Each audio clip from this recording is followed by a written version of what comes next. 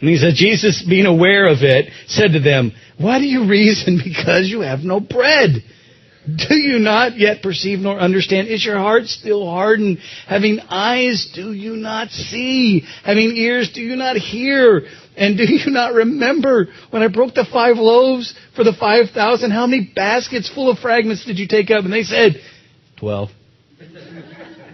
And I can see them answering like that. 12.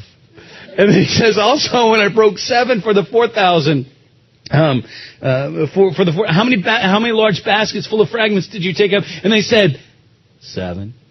And so he says, again, they know where he's going. They know where he's going. And he says, so he said, how is it that you do not understand? You're freaked out because you brought 1 loaf of bread and you're thinking we're going to go hungry. And he goes, I fed 5,000. You remember that? And they go, yeah, it was awesome. I remember that. And he goes, how many fragments did we take up? Oh, yeah, it's 12 baskets full. And then he goes, and remember when I fed the, and they're all like, oh, this is, we're supposed to be getting this. I know we're supposed to be getting this. I don't know. I'm confused about the leaven thing. But I'm thinking we're getting in trouble. Is he getting on to us here? He's trying to teach us something. Okay. Now, I'm being a little funny, but I just want you to understand that they don't get it. But this whole chapter is about them getting it. This whole chapter is about them getting it. I think that sometimes in our lives, God is trying to get us to get it, and we don't get it.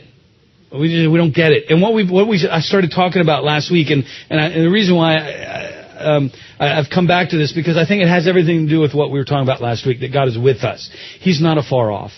He's not on some distant planet. And we live life so often, even though we know that, we live life and we say things and we do life just like we think. He's way off somewhere, and someday he's going to come back and get us. Well, that's true, but there's another reality there that we're totally missing. He's with us. Not only is he with us, he's in us.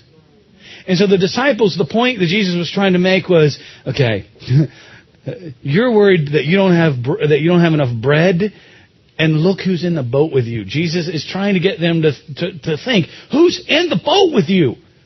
Does it really matter if you don't have enough bread, if the bread of life's in the boat with you? I mean, does it matter? Does it matter if God is in the boat with you if you only have 1 loaf of bread? Is the 1 loaf of bread the issue? It's not an issue. And I think that a lot of times we go through life as if we're worried about things, and God's saying, I'm in the boat. Amen. I'm in the boat. Wake up.